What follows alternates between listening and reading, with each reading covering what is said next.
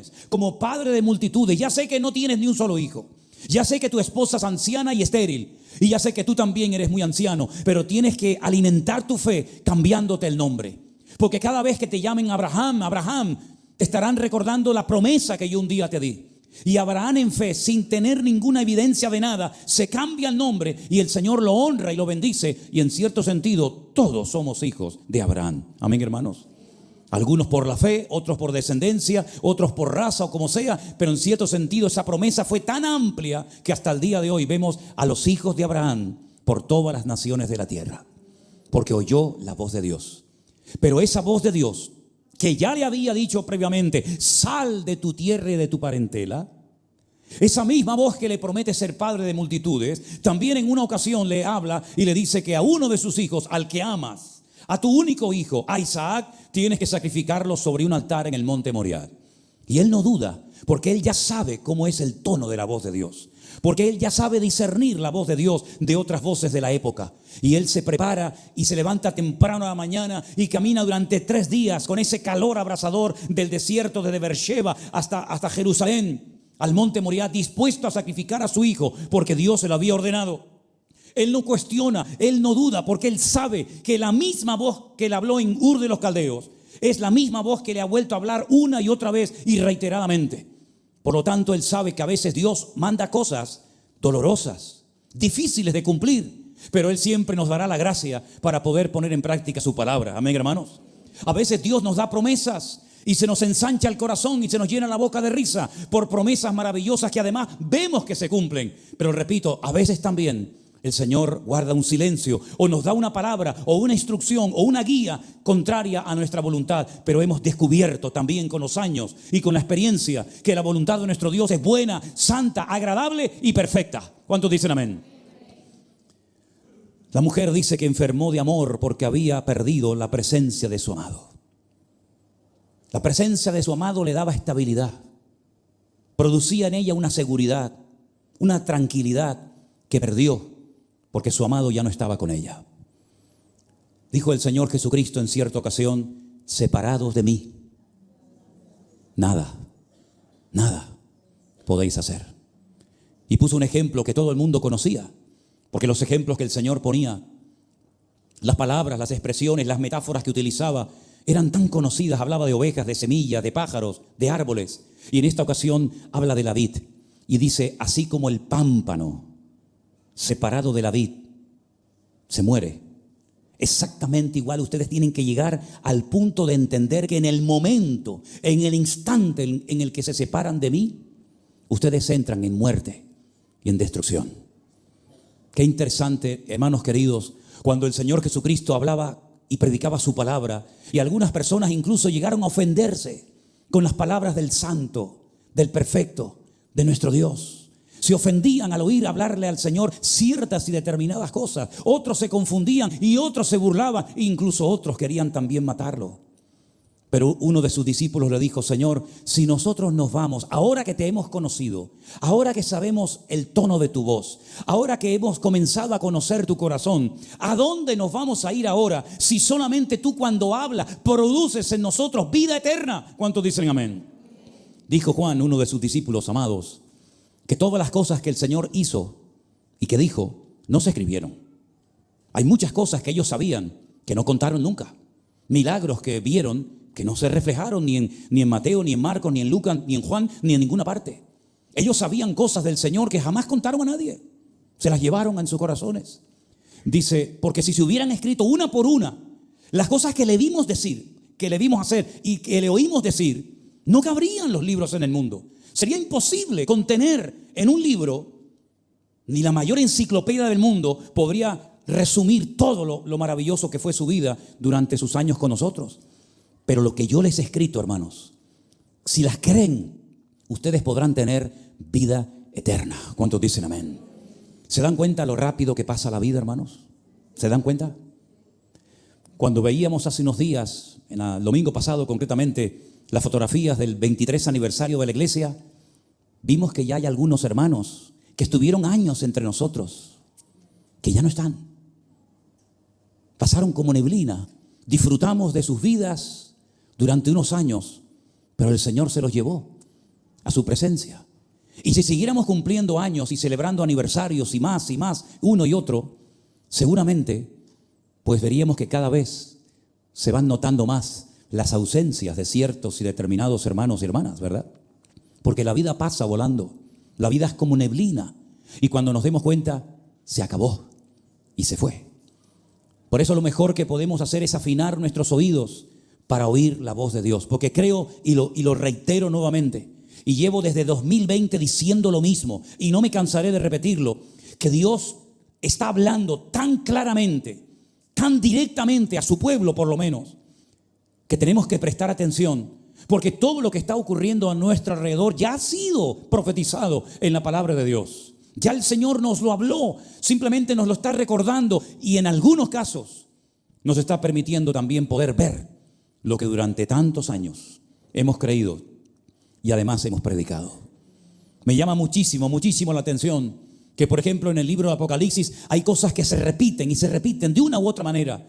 Pero curiosamente cuando encontramos los mensajes que el Señor le da a las 7 iglesias que el Señor decidió hablarles de una manera especial, no es que no existieran otras, por supuesto. Estaba ya la iglesia de Corinto, estaban los tesalonicenses, estaban los romanos, estaba la iglesia primitiva en Jerusalén.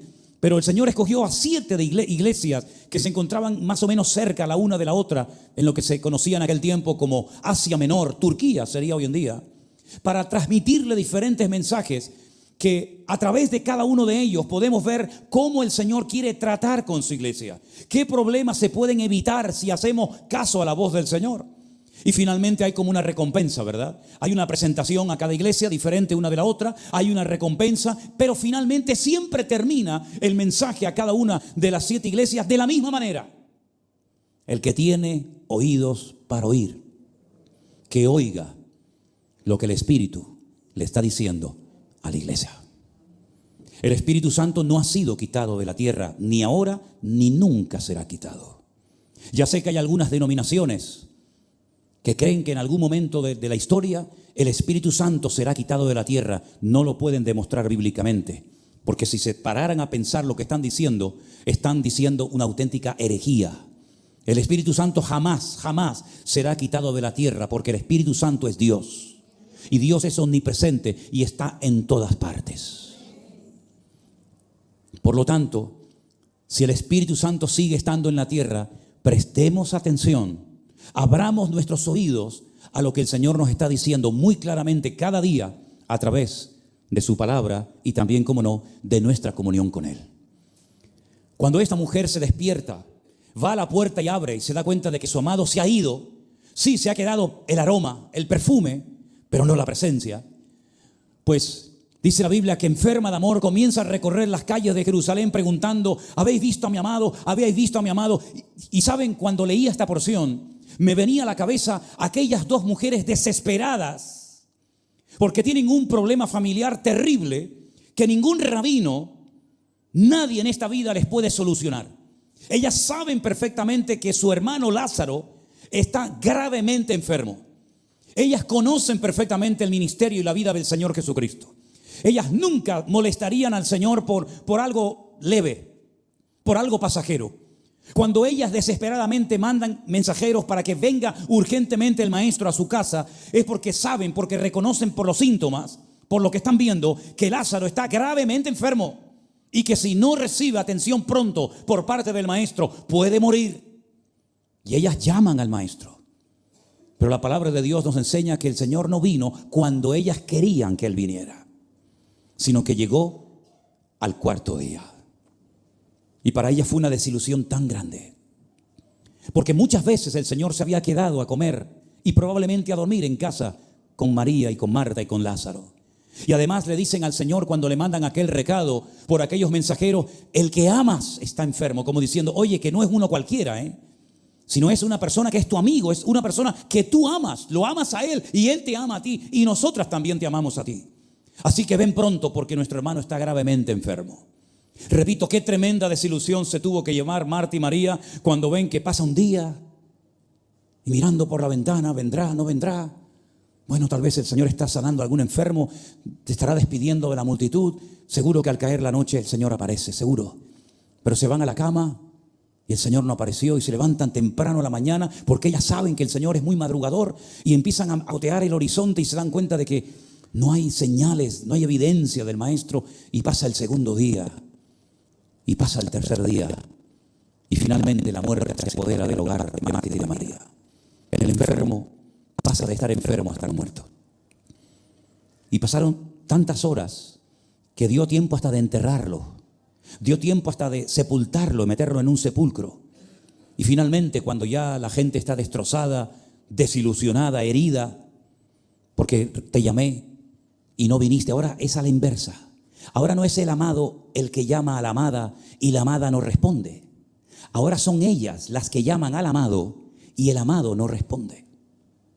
Y cuando llega el Señor al cuarto día, las dos, aquella que era muy afanada y trabajadora en los quehaceres del hogar y la otra que parecía como más atenta a la palabra, más abierta a la palabra, a la administración del Señor, las dos como que se unen, se parecen a la hora de hablar. Y las dos le dicen al Señor: Señor, si hubieras estado aquí cuando te mandamos a llamar, nuestro hermano no habría muerto. En otras palabras, nuestro hermano ha muerto por tu culpa. Porque yo te llamé. Yo te oí cuando tú dijiste: pedid y recibiréis. Yo todavía recuerdo, me retumban en mis oídos aquella predicación, aquel mensaje que diste. Yo estaba allí cuando dijiste: el que llama se le abrirá, el que busca halla y el que pide recibe. Porque todo el que pide recibe, el que busca halla y el que llama se le abrirá. Yo recuerdo de memoria esas palabras. Y yo te busqué, yo te llamé, pero no apareciste. Y nuestro hermano ahora está muerto. Y ella sabía, como buena judía que era, que los muertos algún día resucitarán. De hecho, se lo dice al Señor. Jesús le dice a ellas: yo soy María y Marta, la resurrección y la vida. El que cree en mí, aunque esté muerto, vivirá. Y ellas dicen: sí, Señor, yo sé que Lázaro volverá a la vida, pero no ahora. Nunca más volveremos a abrazar y a besar a nuestro hermano. Nunca más volveremos a comer juntos alrededor de una mesa, escuchando tus palabras y deleitándonos contigo. Yo sé que resucitará, pero en el día postrero.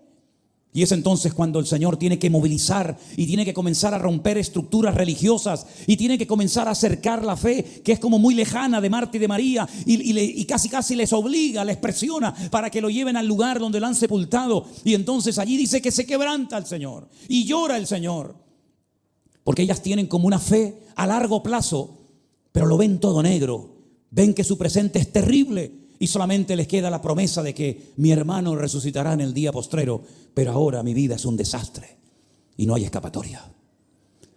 Y es entonces cuando el Señor llama a Lázaro con su voz poderosa, con su voz de autoridad, y para sorpresa de todos sale de aquel sepulcro después de 4 días, demostrando el Señor que no hay nada, absolutamente nada, imposible para Él. Y lo curioso es que a los pocos días, esto es tremendo, hermanos, los religiosos de Israel, los escribas, los fariseos, querían matar también a Lázaro. No solamente a Jesús, sino también al milagro, para que no quedara constancia y nadie pudiera decir: no, yo vi cuando estaba muerto y también vi cuando resucitó. Tanto a uno como a otro lo quieren eliminar, quitar de en medio para salir con la suya. Y por eso los sufrimientos de esta muchacha, que pierde la gloria, que pierde la presencia de su amado, en cierto sentido es verdad que se parece mucho a la historia trágica del pueblo de Israel.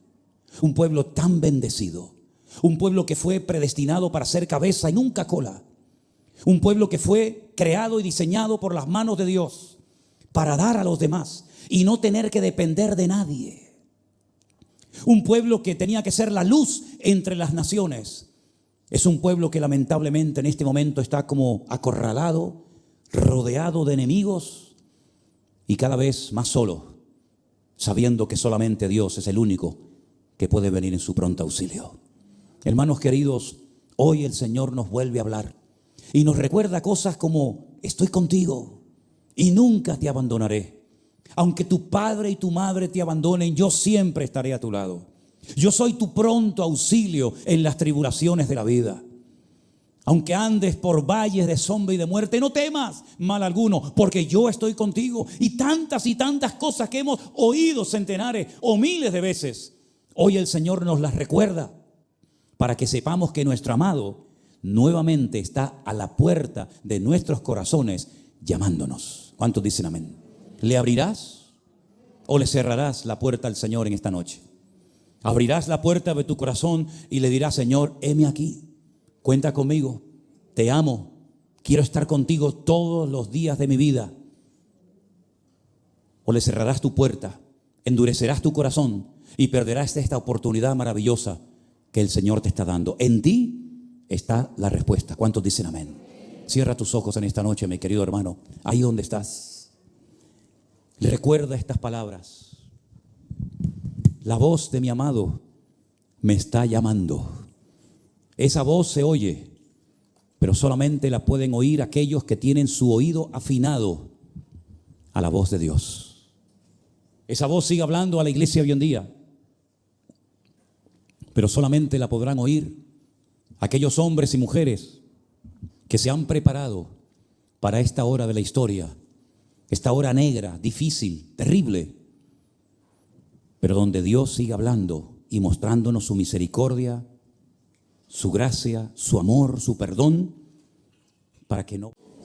Bueno, eso tiene sus pros y sus contras, ¿no? Tiene la ventaja de que el Señor está trayendo almas, el Señor está trayendo gente nueva, eso es bueno.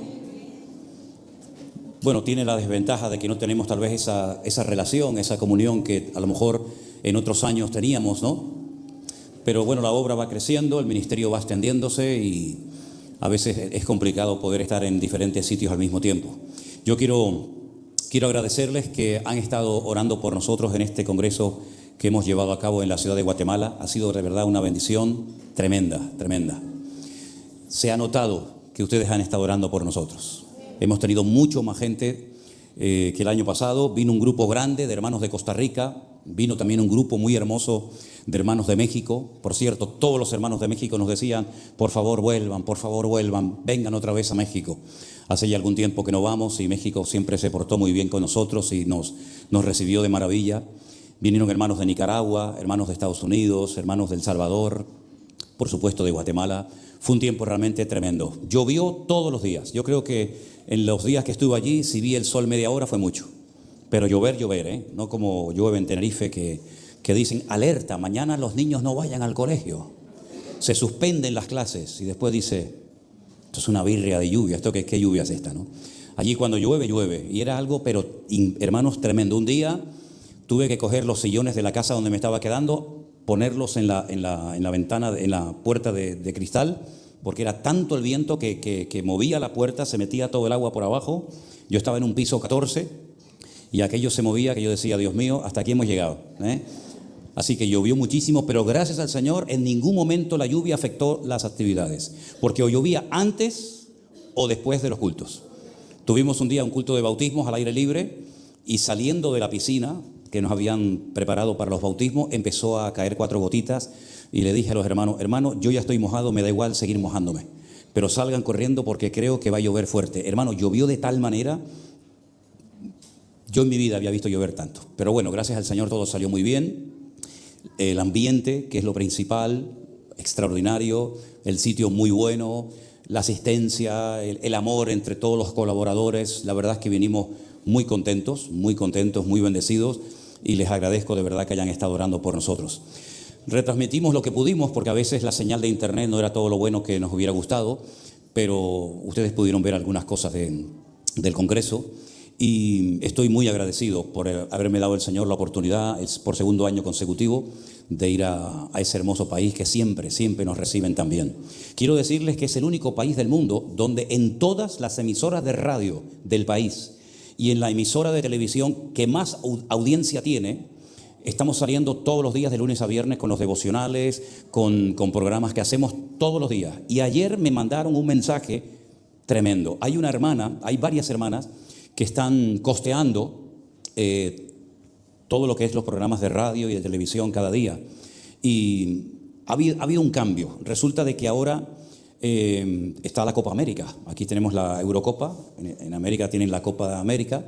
Y entonces termina una telenovela muy seguida por la audiencia.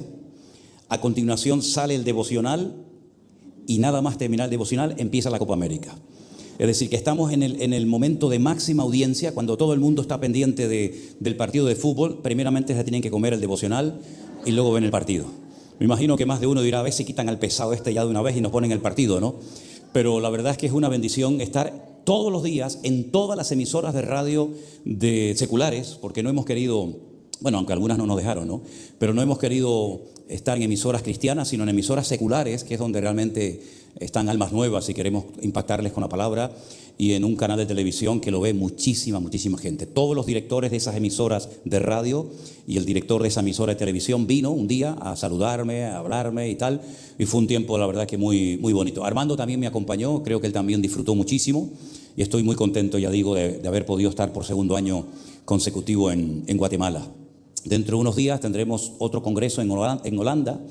El próximo domingo estamos predicando en nuestra iglesia en Alicante y viajamos desde Alicante hasta Holanda. Vamos a hacer más de 5.500 kilómetros por carretera, porque estaremos viernes, sábado y domingo también predicando en Holanda la palabra del Señor. Y yo soy el primer sorprendido de que no me canso, o me canso poco. Bueno, me canso sí, ¿no? Pero me canso poco, y eso no es natural, eso es sobrenatural. Y eso es la evidencia de que hay un montón de gente que está orando por uno para que el Señor le dé palabra y fortaleza y nos cuide. Quiero también decir que mañana lunes, nuestro hermano Jesús, que es el que está ahí de pie siempre controlando los aires para que no se vaya la corriente, y nuestro hermano Edison, que estaba ¿por dónde? Estaba por ahí atrás, allí. Es que vi un pelado, pero es el otro pelado, el otro descapotable. Ellos dos salen mañana para Alicante. Ellos van a estar toda una semana en Alicante. Se está trabajando muchísimo en la finca. Hay un grupo de hermanos que están trabajando muy duro, pintando, arreglando. Ya se han montado muchísimas literas. Yo de vez en cuando le mando fotografías al canal de WhatsApp de la iglesia para que ustedes lo vean. Jorge sigue estando allí, así que él está bien, Sonia, él está bien. Ya viene el día 25, ellos dos van para allá, y cuando ellos regresen, Jorge vuelve para allá. Así es que oremos para que todo vaya bien. Yo pienso que en unos cuantos meses la finca ya tiene que estar a punto para comenzar a hacer retiros, campamentos y todas las actividades que para eso se compró, ¿no? Decirles que Anderson y Alberto están en este momento en Madrid. Ellos están desde el fin de semana predicando allí la palabra. Tenemos un grupo precioso de hermanos que ya no caben en el salón de hotel que ya hemos alquilado en varias ocasiones, y ahora tenemos que alquilar otro. Así es que Marcos creo que este mes también está viajando o está allí. La semana que viene viaja Marcos para Bruselas para atender a los hermanos, el grupo precioso que tenemos allí. Nuestro hermano Jeremías estará viajando dentro de muy poco tiempo, también lo estamos mandando para Colombia, para el aniversario de la iglesia en Tierra Alta. En fin, hermanos, sigan orando por nosotros para que el Señor nos dé sabiduría, fortaleza y gracia para poder atender todos los lugares que el Señor nos está permitiendo abrir y ayudar, ¿no? Me han pasado una lista, pero me parece a mí que no está completa. Son una lista de personas que están esta tarde de visita en la iglesia por primera vez. Rebeca, ¿quién es Rebeca? ¿Eres tú? De Tenerife, ¿sí? Y vienes acompañada de ¿quién? De Sandra, de Colombia. ¿Es la primera vez que estáis las dos? ¿Sí? Ahora al final les damos un aplauso de bienvenida, ¿vale? Entonces, Rebeca y Sandra, me dijiste. Juan José, de Estados Unidos, es usted, con su esposa María de Los Ángeles. Bueno, me dijo mi esposa Elena que ustedes fueron durante años miembros de la iglesia del pastor David Pena, que es el tío de Elena en Orlando, en la iglesia de Orlando. Yo no sé si ustedes estaban cuando nosotros hace años fuimos a predicar allí, no lo sé, pero sea como sea, estamos muy contentos de que conozcan al tío de Elena, que ya está jubilado. Creo que él ya tiene 93 años. Es que los gallegos no se mueren nunca, tienen la vida eterna. Los gallegos no se mueren nunca. Tú ves una fotografía y dices, pero sí, está aquí y allí, no se mueren nunca los gallegos. Él ya tiene 93, exactamente igual que mi suegra. ¿Se acuerdan ustedes cuando Esperanza venía a la iglesia y decía, bueno, hermanos, ya me despido de ustedes, tal vez este es el último año que nos veamos? Así lleva 20 años. Le mandamos un saludo a Esperanza, que seguramente estará viendo el culto ahora. Y es que el Señor les da una fortaleza increíble, ¿eh? Ya me gustaría a mí llegar a los 93 años y seguir predicando la palabra, ¿no? Espero que así sea, ¿no? Bueno, ¿hay más gente que está de visita esta tarde en la iglesia por primera vez? ¿O es que el que está de visita soy yo? Me da la impresión de que estoy de visita yo. ¿Ustedes estuvieron en el culto anterior o es la primera vez que están hoy? Los hermanos de Suiza. ¿No estuvisteis el otro día? Bueno, también tenemos hermanos muy queridos por nosotros, ya nos conocemos hace años, que vienen de Suiza, aunque sois de Argentina. Bueno, nadie es perfecto. ¿Qué se va a hacer? ¿Qué se va a hacer? No pasa nada. Estamos contentos de que estéis con nosotros. ¿Alguien más está de visita en esta tarde con nosotros? ¿Ustedes dos? ¿Tres? ¿Cómo se llaman? Naomi. ¿Cómo? Chan, eso, Chan. ¿Y? ¿Cómo?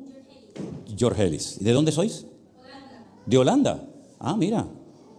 ¿Pero es la primera vez que están aquí en la iglesia? Ah, qué bueno. Pero hablan español, no holandés, ¿no? Sí. Qué bueno. Bueno, ¿hay alguien más que está de visita o ya han estado anteriormente? Le damos un aplauso a todos en el nombre del Señor. Dios los bendiga. Gracias. Gracias por estar con nosotros. Dios les bendiga. Gloria a Dios. Amén. Quiero aprovechar antes de que los niños pasen a las clases de la escuela dominical para decirles que en fe, digo esto en fe, pero créanme que lo digo de verdad. Estamos tratando de organizar 3 grupos para volver a viajar a Israel en el mes de noviembre. Hemos estado ya en enero, estuvimos en mayo con 2 grupos. Gracias al Señor todo fue bien, el Señor nos guardó. Y en fe, porque las cosas se están poniendo cada vez más interesantes, entonces en fe estamos confiando de que vamos a poder viajar con 3 grupos más a Israel. Si hay alguien que nos está viendo en este momento en directo en sus casas o alguien que esté aquí con nosotros que tenga intención, tenga el deseo de viajar con nosotros a Israel, se habla con mi hija Priscila, que está por ahí, que es la rubia de la derecha, la que cantó, y ella le va a ayudar en todo lo que necesiten saber para poder viajar con nosotros a Israel. Durante el culto nos llegó una noticia de que han atacado una iglesia, ha habido muertos y han atacado y quemado una sinagoga en Rusia, y hay policías que están muertos, y tengo la sensación de que esta noticia va a ser cada vez más habitual. Así que no bajemos la guardia, oremos al Señor, porque hay millones de personas que odian a los cristianos y que no quieren que sigamos con este gozo, con esta alegría, con esta paz y libertad en nuestras vidas, pero mayor es el que está en nosotros que el que viene contra nosotros. Así que ya sea que muramos o vivamos, somos del Señor. A Él toda la gloria y a Él toda la honra. Amén, hermanos. Así es. Gloria a Dios. Gloria a Dios. Los niños pueden pasar ya, por favor, a las clases de la escuela dominical y después a las visitas, pues bueno, si se quedan unos minutitos para poder saludarles personalmente, si quieren. Si no quieren, no pasa nada. ¿Vale? Aleluya. ¿Se oye bien allá afuera? ¿Se oye bien? ¿Sí? Bueno. Yo les dije hace tiempo que me ha llamado tremendamente la atención que hay en la Biblia 3 libros que empiezan exactamente igual. El versículo 1 de esos 3 libros que vamos a analizar en esta tarde empiezan exactamente con las mismas palabras. Vayejía, Jereimot, en hebreo. Vamos a leerlos, pero antes vamos a orar y pedir la bendición del Señor para esta palabra que vamos a compartir en el día de hoy. Oramos. Señor, te damos muchas gracias por este privilegio de escudriñar tu palabra, de estudiar las Sagradas Escrituras. Pedimos, Señor, que nos des la sabiduría y la gracia para poder compartirla. Y, Señor, que estemos atentos y nuestros corazones estén abiertos para que tú puedas hablar a nuestras vidas y aprender todo lo que tengamos que aprender, recibir lo que tengamos que recibir y comenzar una semana más de victoria y de bendición, Señor. Bendice a todos a nuestros hermanos que están en sus hogares, en las iglesias, en diferentes partes del mundo, siguiendo en directo la retransmisión de este culto. Gracias, Señor, por todos los hermanos que en este momento están atentos a recibir la palabra tuya. Pedimos tu bendición en el nombre de Jesús. Amén y amén. Esos 3 libros que comienzan exactamente igual son el libro de Josué, el libro de Jueces y el libro de Segunda de Samuel. Presten atención. Josué 1:1 dice: aconteció después de la muerte de Moisés, siervo del Señor, que el Señor le habló a Josué, hijo de Nun, servidor de Moisés, diciendo. Fijaros las primeras palabras. Aconteció después de la muerte, en este caso, de Moisés. Si vienen a Jueces 1:1, dice: aconteció después de la muerte de Josué que los hijos de Israel consultaron al Señor diciendo, etcétera, etcétera. Exactamente las mismas palabras. Aconteció después de la muerte, en este caso, de Josué. Y el tercer libro que comienza exactamente igual que los 2 anteriores es Segunda de Samuel 1:1, que dice: aconteció después de la muerte de Saúl que, vuelto David de la derrota de los amalecitas, estuvo 2 días en Siglag. A mí de verdad que me ha llamado la atención que 3 libros diferentes de la Biblia empiecen exactamente con las mismas palabras. Aconteció después de la muerte. Yo nunca he hecho una lista de todas las personas que mencionan en la Biblia su muerte, pero pienso que sería una tarea ardua e interesante ver todas las personas que en la Biblia se menciona su muerte, la edad que tenían al morir, de qué murieron, etcétera, etcétera. El primer personaje que menciona el libro de Josué que murió fue Moisés. Moisés es un personaje que tenemos mucha información acerca de él. Y como he dicho también en otras ocasiones, su vida la podemos dividir en 3 grandes sesiones: 40, 40 y 40. Total 160, ¿no? Voy a decir de vez en cuando alguna burrada para ver si ustedes se dan cuenta. Y no se acostumbran a decir a todo amén, ¿de acuerdo? Muy bien. Los primeros 40 años de la vida de Moisés los pasó en Egipto. Él fue un niño que tenía que haber muerto, porque el edicto del faraón era que a todos los niños los tenían que lanzar vivos al río Nilo. La Biblia nos enseña que milagrosamente el Señor lo protegió, nada más y nada menos que la hija del faraón lo encontró en las aguas del río Nilo, lo adoptó como si fuera uno de sus hijos, y los primeros 40 años de la vida de Moisés los pasó de maravilla. Mientras su pueblo era oprimido, mientras su pueblo era castigado como esclavos en Egipto, él vivió como un auténtico príncipe. No le faltó comida, no le faltó buena ropa, tuvo una buena educación, etcétera, etcétera. A los 40 años toma una decisión extraña. Dice que él salió a pasear un día por las calles de Egipto y vio a un egipcio que estaba golpeando a un hebreo. Él se levanta y todos conocemos el resto de la historia. Finalmente, después de estos 2 días en los que tuvo que separar a varias personas, tiene que huir al desierto 40 años porque, forcejeando con el egipcio, dice que le quitó la vida y lo mató. Y los siguientes 40 años de la vida de Moisés son en el desierto. Una vida diferente, una etapa nueva en su vida. Pasa de ser, por así decirlo, un príncipe con todos los, las cosas cubiertas, toda la comida, la ropa, etcétera. Pasa a convertirse en un pastor de ovejas. Ovejas que ni siquiera eran de él. Porque dice la Biblia que conoció a un tal Jetro, que tenía una de sus hijas que se casó con ella. Y la palabra de Dios nos dice que él se dedicaba a cuidar, a pastorear las ovejas de Jetro. A los 80 años tiene un encuentro con Dios, tiene una visión que le cambió la vida. El Señor se le presenta y le dice que tiene que volver a Egipto a sacar a su pueblo de la esclavitud. Aunque él fue criado como un egipcio, realmente él no era egipcio, él era un hebreo. Y tenía que sacar al pueblo de la esclavitud y llevarlo a otro país llamado Canaán, o la tierra prometida, la tierra que fluye leche y miel. Él conocía perfectamente, como la palma de su mano, ese desierto porque había estado en él 40 años. La tercera etapa de la vida de Moisés fue pastoreando al pueblo que sacó de la esclavitud en Egipto. Lo llevó desde Egipto hasta la misma frontera de la tierra prometida por el este, ¿verdad? No entraron por el sur, sino por el este. Y dice la palabra de Dios que aunque su anhelo era entrar y disfrutar de ese país, de esa tierra prometida, el Señor le dijo que no iba a entrar. Desde la parte de Israel se puede ver el monte Nebo, que es el monte donde murió Moisés, y Dios dice que lo enterró. Él observó toda la tierra prometida, lo cual es un milagro, porque de allí no se puede ver toda la tierra, pero Dios le permitió verla, pero no tomar posesión de ella. Y allí muere Moisés y ahí se acaba su historia. No hubo jamás en la historia un hombre que hiciera tantos milagros y fuera de un impacto, de una influencia tan tremenda como la vida de Moisés en el pueblo de Israel. Él estuvo 40 días orando y ayunando una primera vez y otros 40 días, en una segunda ocasión, recibiendo la revelación de los primeros 5 libros de la Biblia. Él no se lo inventó, Dios le contó desde el Génesis 1:1 hasta la última palabra de Deuteronomio, y esos 5 libros se conocen como la Torá o como la ley. Todo eso se lo fue dictando y se lo fue mostrando el Señor. Después de esos largos días de soledad, de ayuno en el monte Sinaí, él desciende del monte y los 40 años que está con el pueblo de Israel se dedica a enseñarle la ley al pueblo. 613 mandamientos para los agricultores, para los soldados, para las mujeres, para los sacerdotes. Absolutamente todo el mundo tenía algún mandamiento o varios mandamientos que cumplir. Ocupar el lugar de Moisés, humanamente hablando, era imposible. La influencia de Moisés fue tan grande que era prácticamente imposible que otro hombre pudiera ocupar su lugar. La influencia de Moisés perdura hasta el día de hoy, realmente.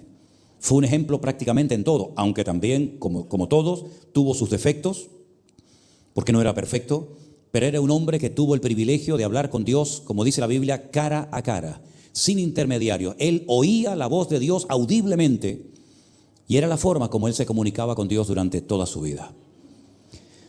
Durante esos años, él preparó a un joven llamado Josué, hijo de Nun. La Biblia nos enseña que cuando Moisés muere, Dios le habla a Josué. Y esto es muy interesante, porque ha muerto Moisés, pero Dios sigue vivo. Ha salido de la escena pública Moisés, pero el Señor sigue hablando y usando y levantando a personas, y en este caso a Josué. Y dice la Biblia, ahora es el momento de levantarte y de llevar a mi pueblo desde este punto hasta la tierra prometida y conquistarla. Moisés ya era una persona mayor, nunca hubiera podido cumplir con aquella función de conquistar todo un país, de enfrentarse con enemigos terribles, pero él hizo un papel fundamental y preparó el terreno para que luego Josué pudiera conquistar la tierra, cosa que hicieron durante muchos años. Finalmente Josué, cuando muere, lamentablemente no preparó a nadie como Moisés lo preparó a él. Y se produce un vacío de poder tan espectacular que dice que a raíz de la muerte de Josué, cada uno hacía, hablando claramente, lo que le daba la gana. Según lo que sentía o creía en su corazón hacer, eso es lo que hacía. Y entró el pueblo en una anarquía tremenda de casi 400 años, que es la época que conocemos como la época de los jueces. Y ahí hay personajes como Sansón, ¿verdad? Como Jefté, como Gedeón y otros. No preparó un sustituto, nadie ocupó el lugar de Josué. Al crearse ese vacío, el pueblo se descarría, el pueblo baja la guardia. En vez de ellos transformar al país, el país los transformó a ellos. Y ellos dejaron de adorar al Dios vivo y verdadero, el Dios que les enseñó Moisés, el Dios que adoró Josué con todo su corazón, junto con toda su familia. Y el pueblo comenzó a adorar a Baal, a Astaroth, a Milcón y a cuanto Dios se le presentara por delante. Finalmente Josué muere, el pueblo entra en una decadencia moral y espiritual terrible, hasta que finalmente entra una nueva etapa, y es la etapa que conocemos como la monarquía. El primer rey que ocupa el escalafón de los reyes de Israel fue Saúl, que era de la tribu de Benjamín, hijo de Cis. Yo siempre lo he llamado a Saúl, es una cosa que utilizo para definirlo, el juguete roto. Cuidado con enamorarte de cosas o de personas que no son de Dios y al final te van a hacer mucho daño. Y puede ser que te lleve años restaurar las heridas de tu corazón y probablemente incluso de alguna de ellas nunca terminarás de recuperarte. El pueblo se empeñó en imitar a las naciones que le rodeaban. Ellos querían ser como los demás, perdieron su identidad. Ellos forzaron y obligaron al profeta Samuel a que les nombrara un rey de carne y hueso. Porque, repito, querían ser como las demás naciones que tenían sus respectivos reyes. Samuel les dijo, nosotros ya tenemos el mejor rey de la tierra. Es un rey de verdad invisible, pero real. Es Jehová de los ejércitos, el Dios de Abraham, de Isaac y de Jacob. ¿Por qué se empeñan en imitar a los demás en vez de los demás imitarles a ustedes? Fue inútil el discurso tremendo de Samuel. Se empeñaron en tener rey y finalmente nombraron a Saúl, un hombre que no estuvo capacitado para dicho cargo, y al final ese juguete se rompió y terminó llevando al país a una decadencia moral y espiritual terrible. Si pensaban que con el rey se iban a arreglar los problemas de la época de los jueces, se equivocaron, fue aún peor. La Biblia dice que la gente se endeudó, la gente perdió la esperanza, la ilusión. Saúl nunca fue un hombre espiritual. Tuvo varias o muchas ocasiones y oportunidades para demostrar su espiritualidad y fracasó. Fue un hombre que jamás se arrepintió de verdad. Eran, como yo digo, las lágrimas del cocodrilo. Aparentemente se arrepentía, le remordía la conciencia, pero siempre seguía igual o peor. Porque cuando Dios habla a tu vida, cuando Dios toca tu corazón, sea a través de este mensaje o de cualquier otro lugar, y tú haces oídos sordos y sigues con tu estilo de vida de desorden, de pecado, de rebelión, no te va a ir todo igual, te va a ir todo peor. Porque la Biblia dice que si oyes hoy su voz, no endurezcas tu corazón. En otras palabras, tú tendrás, como yo tuve en su momento, una oportunidad en la vida para cambiar. Y he conocido en estos años que llevo sirviendo al Señor o intentando servir al Señor, he conocido a muchísima gente que no cambiaron, no porque no pudieron, sino porque no quisieron. También gracias al Señor puedo decir que he conocido a mucha gente que logró cambiar, porque aprovecharon su oportunidad, rindieron sus vidas a Cristo, y aunque les costó, porque los cambios siempre cuestan, lo lograron, porque todo lo podemos en Cristo que nos fortalece. Y cuando tú quieres cambiar, tú puedes cambiar. Da igual la vida que hayas llevado. Da igual las heridas que tenga tu corazón o tu alma. Da igual los padres que tuviste o que no tuviste. Da igual lo que te hicieron o te dejaron de hacer o decir. Si tú verdaderamente quieres cambiar, tú vas a poder cambiar. Pero todo depende de ti, no del Señor. Porque el Señor ya hizo todo lo necesario para que tú cambiaras, para que dejaras la droga, el alcohol, la prostitución, la pornografía, los complejos, los traumas. Dios ya lo hizo todo. No le eches la culpa a la sociedad. No le eches la culpa a la iglesia. No le eches la culpa a Dios o al diablo, como muchos cristianos hacen, sino examínate a ti mismo y pregúntate, ¿por qué siempre estás igual? Y no levantas cabeza y no logras restaurar ciertas y determinadas áreas de tu vida, porque oportunidades has tenido más que suficiente.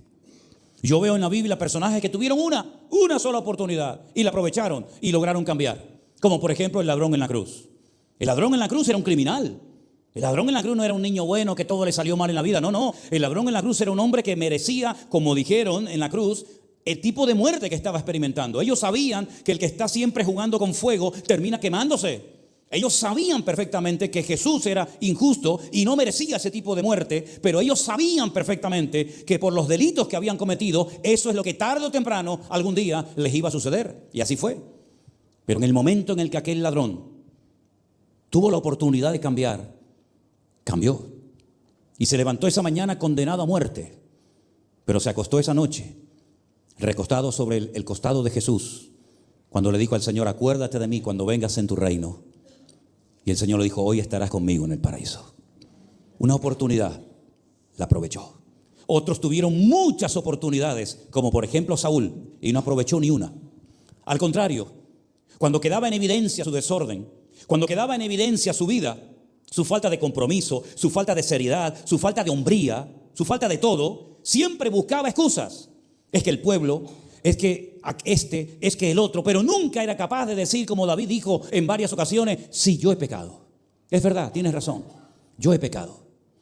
Yo lo he hecho mal y pido perdón y el Señor lo cambió. Beba, hermano, esa es agua bendita. Quédeselo ya, quédesela. ¿Se da cuenta cómo no es ginebra, como algunos han dicho? Una vez escribió al puro todas las cosas son puras, dice. Al impío o al inmundo es que el pastor debe tomar ginebra para animarse en el culto. No. Agüita, H2O, amigo. Amén. Al final terminó también muriendo Saúl. ¿Y saben qué? Hay personas que para lo que están haciendo, mejor que cuando antes se vayan, mejor para todos. Fue un alivio para Israel que Saúl desapareciera de la escena política. Porque cuando un político se deja usar por la mano de Dios, aunque no sea perfecto y aunque no estemos tal vez 100% de acuerdo con todas las cosas que dice o con todo lo que hace, pero cuando una persona quiere que Dios lo use y lo bendiga, Dios lo va a hacer. Yo acabo de estar en Guatemala y también en El Salvador. Hemos estado en esos dos países. Hermanos queridos, El Salvador hasta el otro día era uno de los países más peligrosos del mundo, donde había miles y miles y miles de personas cuyo objetivo, cuyo juego favorito era salir a hacer daño y a hacer todas las barbaridades que hicieron durante mucho tiempo. Se ha levantado un hombre en ese país que le ha pedido ayuda a Dios y ha hecho una limpieza y ha puesto el país en orden de tal manera que en cuanto usted aterriza en ese aeropuerto de El Salvador, que dicho sea de paso, es una belleza, es una preciosidad de aeropuerto, parece usted que está en cualquier país del mundo, ¿verdad? Pues se nota una diferencia, una calma y una paz. ¿Hasta cuándo? No lo sabemos.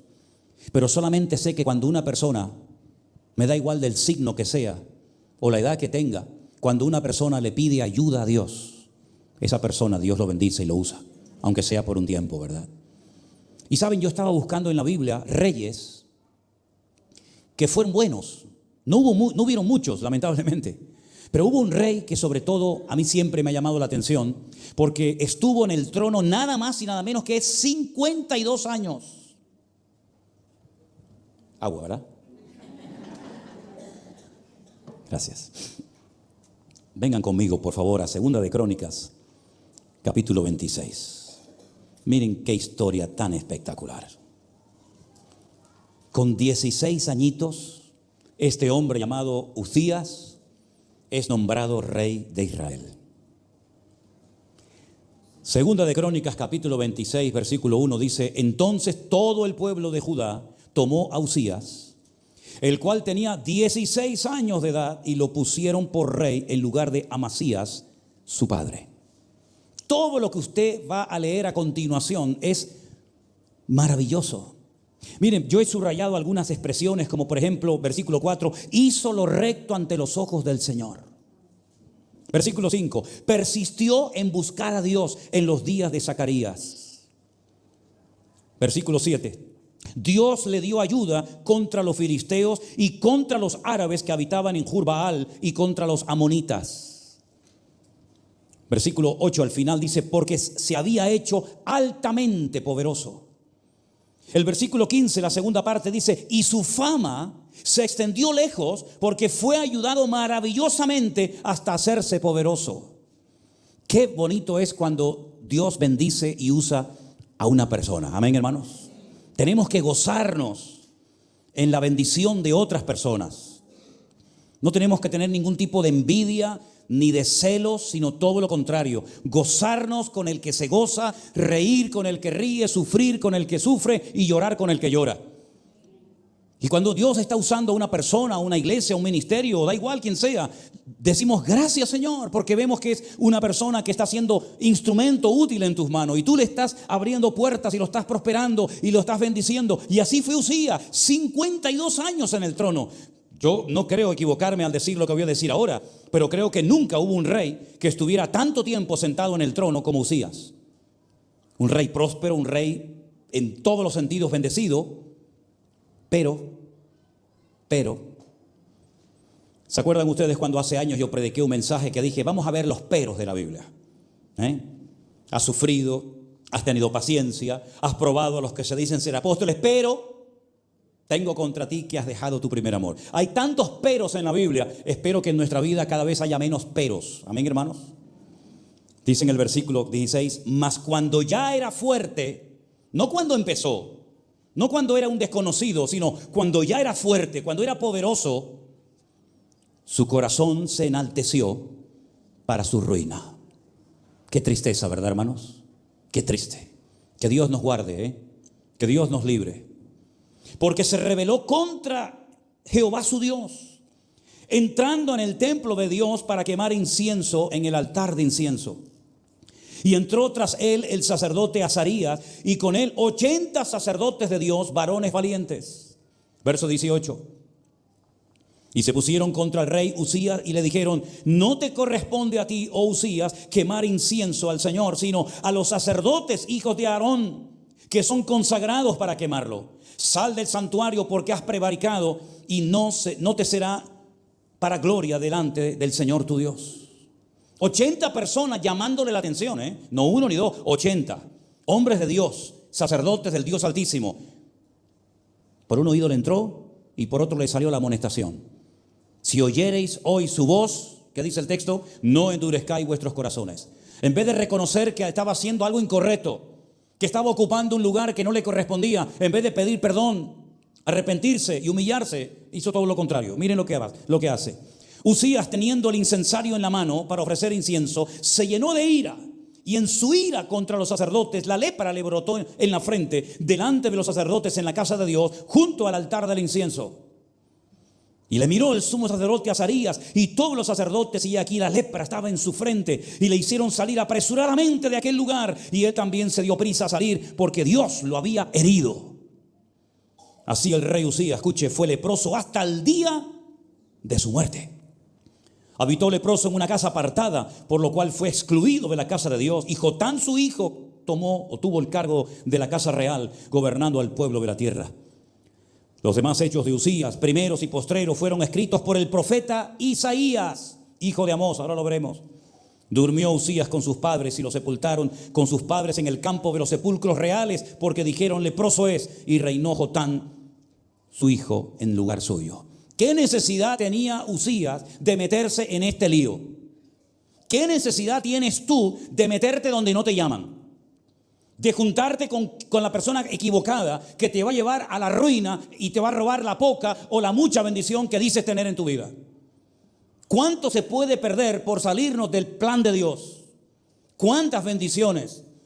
Incluso la vida que tienes corre peligro si te sales del paraguas, del abanico de Dios, de la cobertura del Señor y te pones a jugar y crees que puedes hacer lo que quieras, como pensó Sansón que podía hacerlo y mira cómo terminó, o como lo pensó también Saúl, y ahora Usías dice, bueno, soy poderoso, llevo 52 o 40 y pico de años en el trono, tengo dinero, soy famoso, todo el mundo me conoce, he restaurado el país, soy una persona bendecida y ahora puedo incluso hacer funciones sacerdotales para las cuales no fui llamado. Eso es lo que él creía, eso es lo que él pensaba, pero se equivocó rotundamente.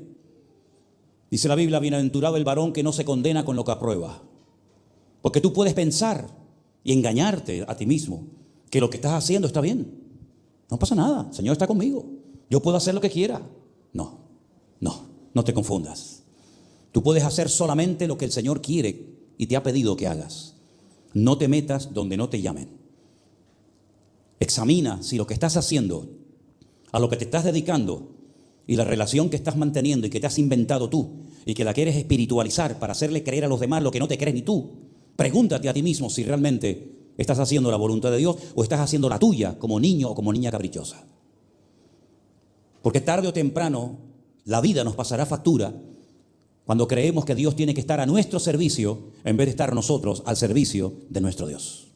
El mismo Señor Jesucristo dijo, las cosas que yo hago y las cosas que yo digo, no las hago y las digo por mi propia cuenta, sino que hago y digo lo que mi Padre me ha pedido que haga y que diga. Qué ejemplo tan grande, sometido totalmente al Padre. Nunca hizo algo que no era del agrado de su Padre, sino todo lo contrario, siempre pegado a la voluntad del Padre. Incluso la última noche, la noche de la traición, la noche que lo iban a llevar delante de Poncio Pilato y de toda aquella turba, él dijo, no se haga mi voluntad, Padre, sino la tuya. Y ese tiene que ser el anhelo constante y permanente de nuestras vidas. Yo vivo para hacer la voluntad de Dios. Y si voy a salir del parámetro, del marco de la voluntad de Dios y creerme que porque he llegado a no sé qué, puedo hacer lo que quiera, Señor, quítame la vida ahora mismo. Porque sería una tragedia haber empezado bien la carrera y no terminarla por desobediencia y por rebeldía, como le pasó a Usías, como le pasó a Saúl y como le pasó a tanta gente. Así que Dios nos ayude y nos guarde el corazón de no pensar que podemos tener carta blanca para hacer todo lo que queramos y encima nos enfadamos cuando las cosas no nos salen bien desde nuestro punto de vista. ¿Por qué termina la historia de Usías diciendo que vivió en una casa apartada, leproso, y que hay hechos, que hay cosas de Usías que quien las contó fue otro profeta, concretamente el profeta Isaías, hijo de Amós? Porque si ustedes prestaron atención a la lectura que se leyó esta tarde por medio de nuestro hermano Jerónimo, en el capítulo 6 del libro de Isaías se nos cuenta algo extraordinario acerca de la muerte de Usías. Hemos visto la muerte de Moisés, que fue sustituido por Josué, porque vemos que no hay nadie imprescindible en el reino de Dios. Se va uno y Dios levanta otro, porque Dios siempre ha prometido cuidar de su obra, porque dice la Escritura en Efesios que Él cuida y sustenta a la iglesia. Amén, hermanos. No hay nadie que sea imprescindible. Dios va a cuidar siempre de su obra, de una manera u de otra. Pero en el caso de Usías, querido hermano, terminó sus días con un borrón. Terminó sus días en fracaso. Fue prosperado, es verdad. Fue bendecido, fue usado, claro que sí, nadie lo discute. Pero lamentablemente la vida, el final de la vida de Usías no tenía por qué haber terminado así. Se lo advirtieron. 80 sacerdotes le dijeron, no lo hagas, tú no estás capacitado, tú no has sido levantado, ungido por el Señor para hacer funciones sacerdotales, sale inmediatamente de este lugar, este no es tu sitio es el trono, para eso tienes la corona, para eso te han ungido, no para esto. No hizo caso, se enfadó, dice que la ira explotó en su corazón y al final, miren cómo terminó, algo que se podía haber evitado. Entonces dice en Isaías capítulo 6 algo tremendamente interesante, versículo 1. En el año que murió, ¿quién? Usías, el rey Usías. Qué interesante, ¿verdad? Porque eso no lo cuenta segunda de Samuel. Eso no lo cuenta cualquier otro libro, sino lo cuenta Isaías. ¿Por qué? Porque cuando murió el rey Usías, está hablando Isaías en primera persona, dice, vi yo al Señor sentado sobre un trono alto y sublime, y sus faldas llenaban el templo. El año que muere Uzías, como que la gloria de Dios que estaba detenida se vuelve a manifestar, en este caso, al profeta Isaías. Y ahí es cuando el Señor lo llama al servicio profético. Hay cosas que hasta que no mueran en nosotros no pueden levantarse otras. No podemos vivir dos vidas, la vida de pecado del mundo en desorden y la vida nueva en Cristo. Una de las dos tiene que morir. O estás conmigo o estás contra mí, dijo el Señor. El que no siembra desparrama, ¿verdad? Por lo tanto, mis queridos hermanos, Uzías, que fue un mal ejemplo, un mal testimonio al pueblo, tuvo que morir para que la gloria de Dios volviera otra vez a manifestarse, porque estaba como detenida la bendición de Dios por causa de este mal rey. Por encima de él dice que había serafines. Cada uno tenía 6 alas, con 2 cubrían sus rostros, con 2 cubrían sus pies, con 2 volaban. El uno al otro daba voces diciendo: santo, santo, santo es el Señor, Jehová de los ejércitos. Toda la tierra está llena de su gloria. Algunos, haciendo una incorrecta interpretación, dicen: santo el Padre, santo el Hijo, santo el Espíritu Santo. En ningún momento está diciendo eso en el texto. El texto lo que está diciendo es santísimo. Lo que pasa es que en hebreo el superlativo no existe. No se puede decir santísimo en hebreo. Entonces hay que repetir 1, 2, 3 y todas las veces que quieras la palabra para decir que Dios es santísimo. Lo más alto y sublime en santidad. Por eso se repite en varias ocasiones la palabra Kadosh, Kadosh, Kadosh, Adonai. Los quiciales de las puertas se estremecieron con la voz del que clamaba y la casa se llenó de humo. Las cosas están cambiando en el mundo espiritual. Esto está ocurriendo en el mundo espiritual, no en lo natural. En lo natural ya te está diciendo lo que está ocurriendo. Acaba de morir el rey leproso, el rey desobediente, el rey que no quiso hacer caso a la palabra. Eso es lo que está ocurriendo en el mundo natural. Pero en el mundo espiritual dice que se abren los cielos, se oye la voz de Dios, se ven a los serafines, se oye decir a los serafines: santo, santo, santo es el Señor. En otras palabras, todo está cambiando en lo espiritual y en lo natural. Y entonces es cuando Isaías dice aquello de: ay de mí que soy muerto, porque siendo hombre inmundo de labios y habitando en medio de un pueblo que tiene labios inmundos, han visto mis ojos al Rey, al Señor de los ejércitos. En otras palabras, le viene una convicción de pecado, porque la gloria del Señor se está manifestando en su vida. Cuando uno vive cerca del corazón de Dios, uno tiene temor de Dios. Cuando una persona vive lejos del corazón del Señor, pierde el respeto a Dios, pierde la sensibilidad espiritual, no tiene ningún temor de criticar, de murmurar, de hablar mal de este, de hablar mal del otro, porque no hay en él, no hay en ella temor de Dios. Cree que su boca es libre para decir todo lo que quiera y se confunde. Mira a Isaías, un tremendo hombre de Dios, que él no dice: ay de los demás, sino dice: ay de mí, porque él se da cuenta de que él no está al nivel que el Señor le está mostrando su santidad. Y entonces dice que ahí es donde el Señor lo llama, ahí es donde el Señor lo comisiona. Pero lo importante de todo esto es que hasta que no murió el rey Uzías, Isaías no vio la gloria del Señor en su vida. Bueno, dejamos ahora a Isaías y ahora te pregunto a ti: ¿cómo está tu relación con el Señor? Porque si tuvo que morir el rey Uzías para que él viera la gloria de Dios, ¿qué es lo que tiene hoy que morir en ti para que la gloria y el poder de Dios se manifieste en tu familia?